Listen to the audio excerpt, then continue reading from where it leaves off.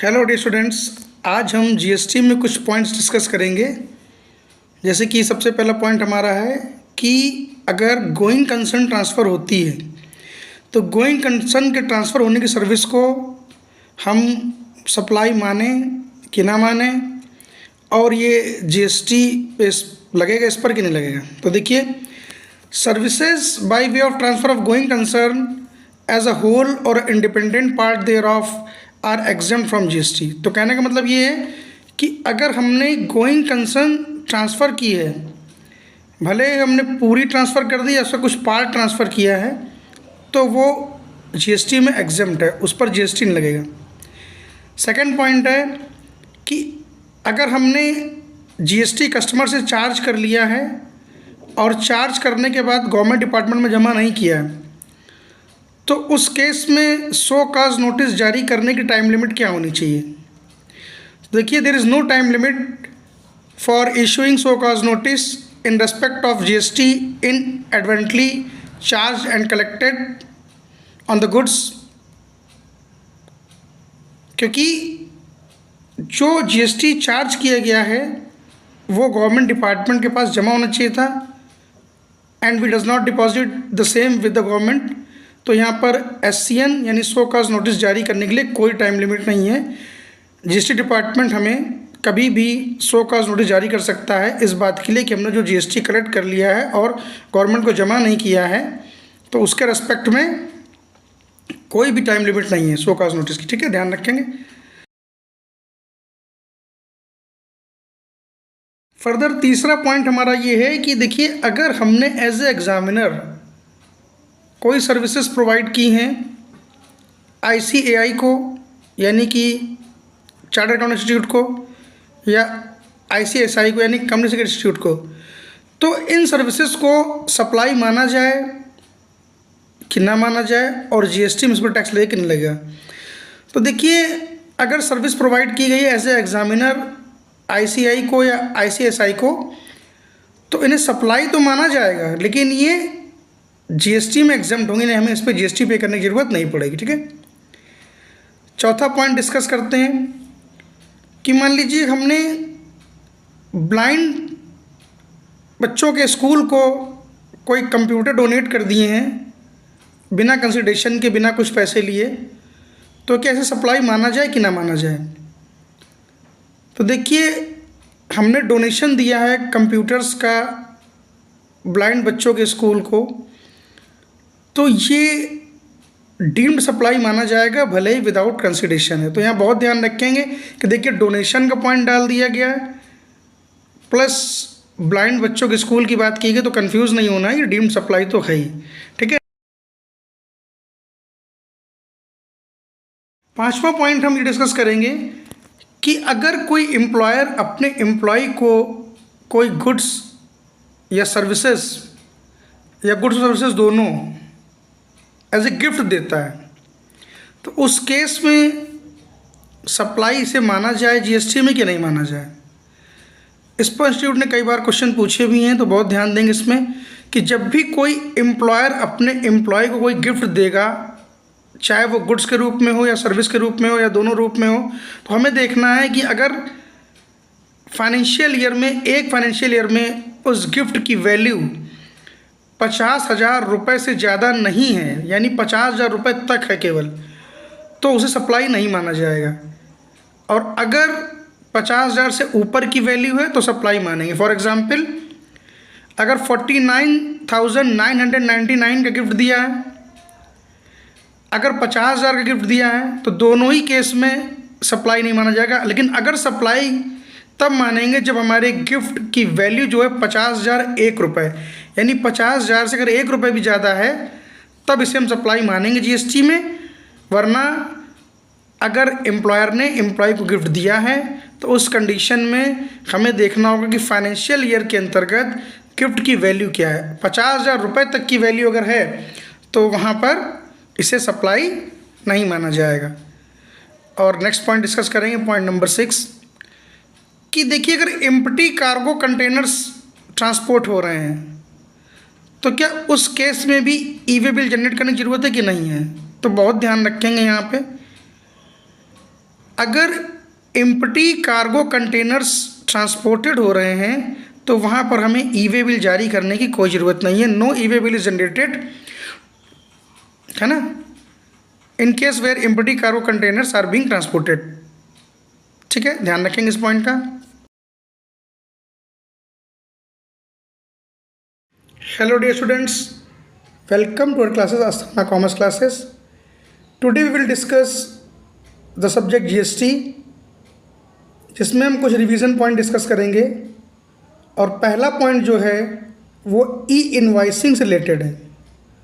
तो हमारा पहला पॉइंट है कि ई इनवाइसिंग की एप्लीकेबिलिटी को लेकर डीटीए यूनिट्स और सेज यूनिट्स के संदर्भ में ई इनवाइसिंग किस पर एप्लीकेबल है, किस पर एप्लीकेबल नहीं है।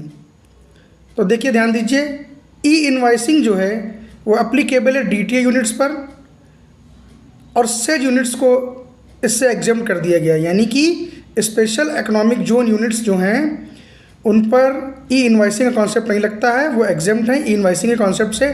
डोमेस्टिक टैरिफ एरिया जो डीटीए यूनिट्स हैं उन पर हमारा ई इनवाइसिंग लगेगा। सेकंड पॉइंट हमारा जो है वो पेनल्टी को लेकर है।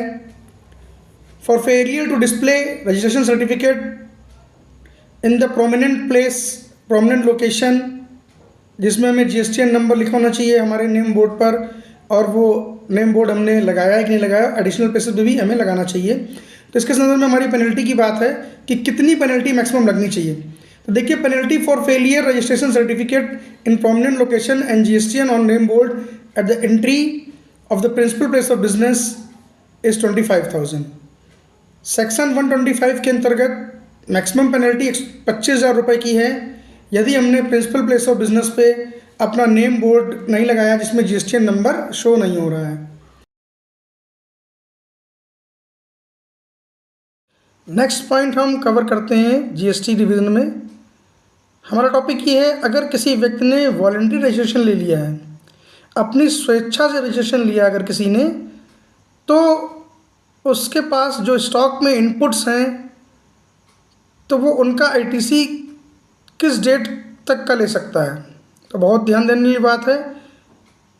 A person who takes voluntary registration, जिसने कि स्वेच्छा से रजिस्ट्रेशन ले लिया है अंडर सेक्शन 25 सब सेक्शन 3 में, तो उसे आईटीसी अवेल करने के लिए जिस डेट पर उसको रजिस्ट्रेशन ग्रांट किया गया है, जिस डेट पर रजिस्ट्रेशन ग्रांट किया गया है, उस डेट से इमिडिएटली एक दिन पहले उसके स्टॉक में जो भी इनपुट्स हैं, सेमी फिनिश गुड्स में या फिनिश गुड्स में जो भी इनपुट्स इन्वॉल्व हैं, उनका आईटीसी वो ले सकता है। तो बहुत ध्यान देने वाली बात क्या निकली कि a person who takes voluntary registration under section 25 sub section 3 shall be entitled to take ITC of inputs held in stock, inputs contained in semi finish goods और finish goods on the day immediately preceding the date of registration was granted. ठीक है, अब next point हम discuss करेंगे। Next point है हमारा minor breach. तो GST में माइनर ब्रीच कब मानी जाएगी और मेजर ब्रीच कब मानी जाएगी, ये जानना इसलिए ज़रूरी है कि माइनर ब्रीच के केस में पेनल्टी नहीं लगती है और मेजर ब्रीच अगर होती है तो पेनल्टी लगती है। तो माइनर ब्रीच कब मानी जाएगी, समझिए। A breach shall be considered a minor breach only and only if the amount of tax involved is less than ₹5,000। विशेष ध्यान दें, is less than 5,000 रुपये से कम का अगर टैक्स का इन्वॉल्वमेंट है तो माइनर ब्रीच मानी जाएगी। फॉर एग्जांपल, अगर हमारा टैक्स का इन्वॉल्वमेंट 4,999 रुपये है तो ये ब्रीच जो है माइनर ब्रीच मानी जाएगी। लेकिन अगर टैक्स का इन्वॉल्वमेंट एग्जैक्ट 5,000 रुपये है, एग्जैक्ट 5,000 रुपये, तो फिर ये माइनर ब्रीच नहीं मानी जाएगी और उस केस में पेनल्टी लग जाएगी। तो फिर ध्यान दीजिए, a breach shell be considered a minor breach only and only if the amount of tax involve is less than ₹5,000।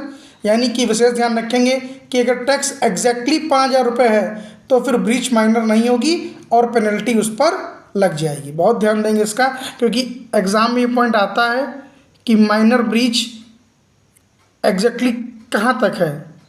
तो ध्यान रखेंगे 4,999 तक टैक्स का इन्वॉल्वमेंट है तो माइनर ब्रीच है। 4,999 जैसे ही टैक्स का इन्वॉल्वमेंट 5,000 का हो जाएगा, 5,000 टैक्स इन्वॉल्वमेंट होगा तो वो ब्रीच माइनर ब्रीच नहीं रहेगी, उस पर आपको पेनल्टी देनी पड़ेगी। ठीक है, बहुत ध्यान देंगे। देखिए नेक्स्ट पॉइंट हम डिस्कस करेंगे, एक बहुत इंपॉर्टेंट टॉपिक है कॉमन क्रेडिट से रिलेटेड। मान लीजिए हम एक मैन्युफैक्चरर हैं और हमने प्लांट एंड मशीनरी परचेज़ की, कैपिटल गुड्स परचेज़ किया है, और हम एग्जेम्प्टेड गुड्स भी बनाते हैं, ड्यूटेबल गुड्स भी बनाते हैं, यानी कि जिस पे जीएसटी लग रहा है वो गुड्स भी बन रहे हैं और जिस पे जीएसटी लग रहा है वो गुड्स भी बन रहे हैं। तो हमने जो कैपिटल गुड्स परचेज़ किया उसकी आईटीसी का कॉमन क्रेडिट लेने के लिए टाइम पीरियड क्या माना जाए, कैसे उसे हम कैलकुलेट करें और कहाँ तक हम उसका आईटीसी ले सकते हैं, इसको ध्यान रखना है। तो टाइम पीरियड एक्चुअल में क्या होना चाहिए, तो देखिए इसके लिए जो नियम है उसमें हमें समझना है। Time period up to which common credit needs to be computed for plant and machinery that is capital goods, वो है being useful life of capital goods, जिसे हम 5 साल की कंसीडर करेंगे, 5 साल तक कंसीडर की जाएगी from the date of invoice. From the date of invoice का मतलब कि जिस दिन हमने कैपिटल गुड्स परचेज किया है, प्लांट एंड मशीनरी परचेज की है, उसकी डेट ऑफ इनवॉइस से 5 साल तक का टाइम पीरियड है जहां हम कॉमन क्रेडिट को यूज़ कर सकते हैं। ठीक है, ध्यान रखेंगे। Time period up to which common credit needs to be computed for plant and machinery being useful life of capital goods shall be considered 5 years from the date of invoice of capital goods purchased. ठीक है, अब next point हम place of supply of service related पढ़ेंगे। एक important point है इसमें, ये involvement देखना है अगर कि ट्रेनिंग एंड परफॉर्मेंस अप्रेजल, हमने किसी रजिस्टर्ड पर्सन को ट्रेनिंग और परफॉर्मेंस अप्रेजल की सर्विस दी है, तो place of supply of service क्या होगा, उस रजिस्टर्ड पर्सन की लोकेशन, यानी कि उस रजिस्टर्ड पर्सन ने जिस स्टेट में जीएसटी के लाइसेंस ले रखा है वो उसका place of supply of service बन जाएगा। तो ध्यान दीजिए, the place of supply of service in relation to training and performance appraisal to a registered person shall be the location of such a registered person, that is the place where the registered where he get registration under GST। ये section 12 subsection 5 of the IGST 2017 में ये point है, इसको बहुत ध्यान देंगे क्योंकि देखिए place of supply of service में एक बहुत इंपॉर्टेंट पॉइंट है ये ट्रेनिंग एंड अप्रेजल के कॉन्सेप्ट में। तो ध्यान रखेंगे कि location of the registered person, ठीक है, जिसको हम सुविधा दे रहे हैं, उसका जो प्लेस है वो place of supply of service होगा। ओके, अब नेक्स्ट पॉइंट डिस्कस करते हैं। नेक्स्ट पॉइंट हमारा ई वे बिल से रिलेटेड है। बहुत ही ध्यान देने वाली बात है, ये नॉर्मल क्वेश्चन भी है और इम्पॉर्टेंट भी है, एग्ज़ाम में पूछा भी जा सकता है, और as a student GST subject में आपको इसकी नॉलेज 100% होनी चाहिए, चाहे आप सीए इंटर कर रहे हो या सीए फाइनल कर रहे हो। तो देखिए validity of e way bill, यानी कि ई वे बिल जो जनरेट हो रहा है वो कहाँ तक वैलिड है, किस डेट तक वैलिड है, कितने दिनों के लिए वैलिड है अगर ई वे बिल जनरेट होता है। तो विशेष ध्यान दें, इसमें कॉन्सेप्ट क्या है, अगर 200 किलोमीटर तक के लिए ट्रांसपोर्ट हो रहा है गुड्स, तो ई वे बिल कहाँ तक है वैलिड, और 200 किलोमीटर से आगे अगर जा रहा है हमारा ट्रांसपोर्ट तो ई वे बिल कहाँ तक वैलिड है। तो इसको डिस्कस करेंगे, इंपॉर्टेंट पॉइंट है, एग्जाम में आ सकता है, एमसीक्यू वगैरह में पूछा सकता है, ध्यान रखिए इसका। तो देखिए the validity of e way bill depends on the distance to be travelled by the goods, यानी डिसाइसिव फैक्टर क्या है, distance to be travelled. For instance up to 200 kilometre the e way bill will be valid for a day from the relevant date. Relevant date का मतलब जहाँ पे वो generate किया गया उस डेट से।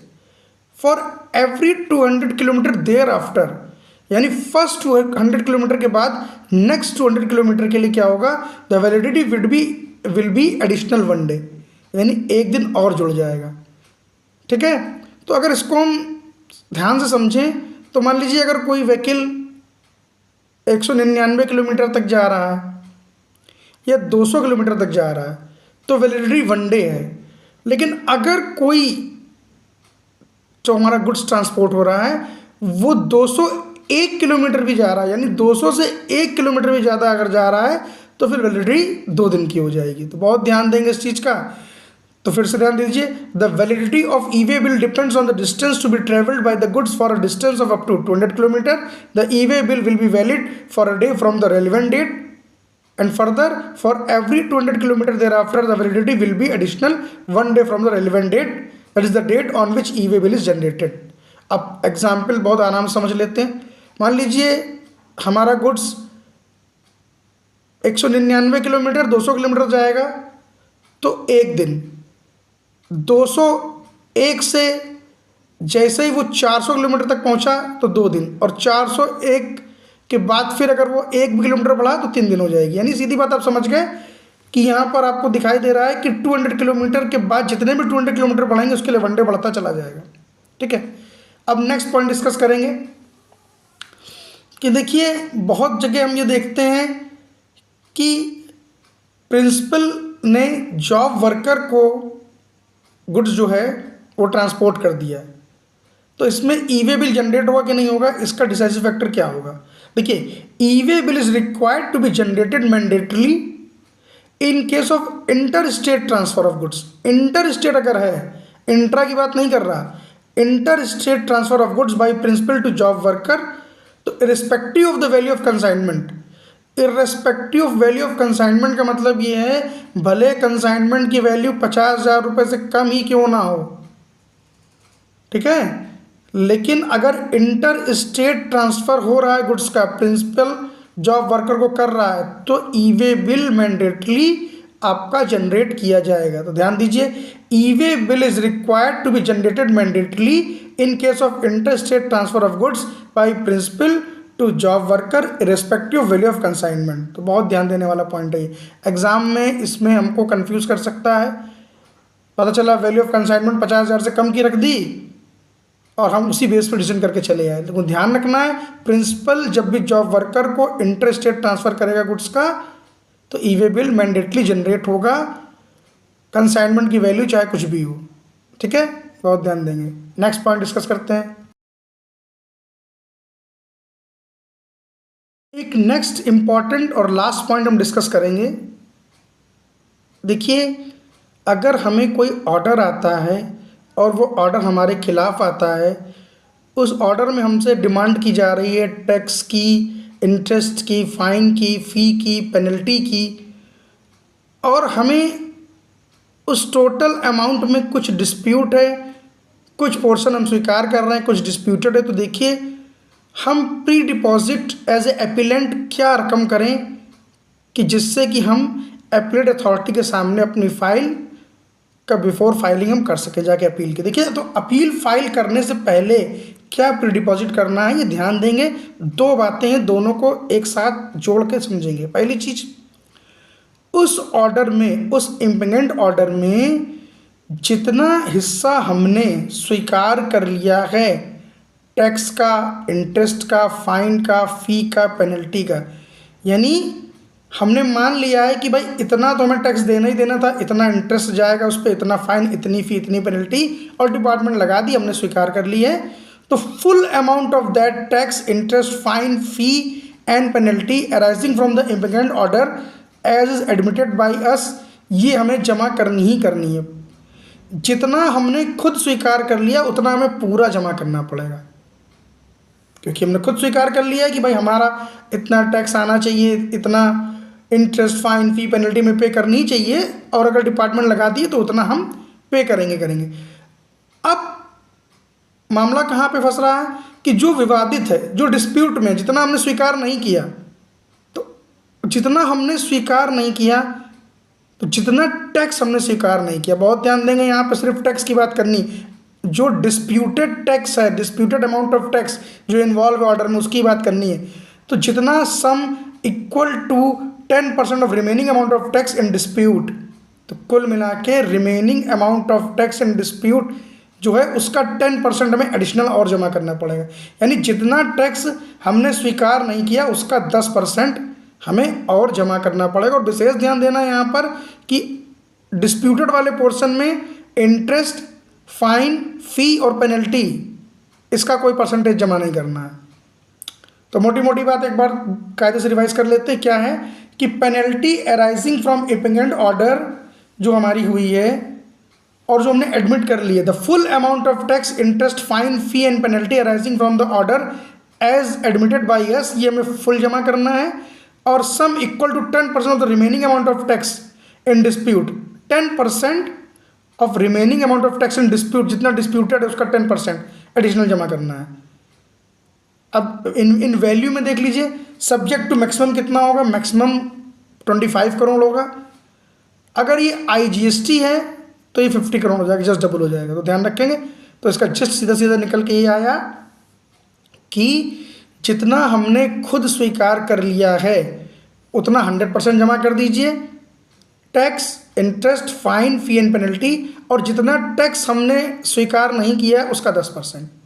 बहुत ध्यान ये रखना है कि डिस्प्यूटेड वाले पार्ट में कहीं भी गलती से भी इंटरेस्ट, फाइन, फी, पेनल्टी को नहीं कैलकुलेट कर लेंगे, ठीक है। और मैक्सिमम वैल्यू में 25 करोड़ नॉर्मल है और IGST तो 50 करोड़ है। तो होप आपको ये क्लास अच्छी लगी होगी। तो ऐसे ही इम्पॉर्टेंट रिवीजन पॉइंट डिस्कस करने के लिए आप हमारे चैनल अस्थाना कॉमर्स क्लासेस को please like, subscribe and share कर दीजिए। ये आपके एग्ज़ाम में काफ़ी बेनिफिशियल होने वाली क्लासेस हैं। मैं लगभग वही पॉइंट डिस्कस कर रहा हूँ जो एग्जामिनेशन में पूछे जा सकते हैं या अधिकतर पूछे जा रहे हैं, ठीक है। Thank you, thanks a lot for watching my classes. आगे की वीडियो को देखने के लिए हमारे चैनल पे बने रहिए और ऐसे ही रिवीजन पॉइंट्स आपको GST में, डायरेक्ट टैक्स में, अदर सब्जेक्ट में हम आपको प्रोवाइड करते रहेंगे। Thank you, thanks a lot for watching my classes. Thank you, thanks a lot.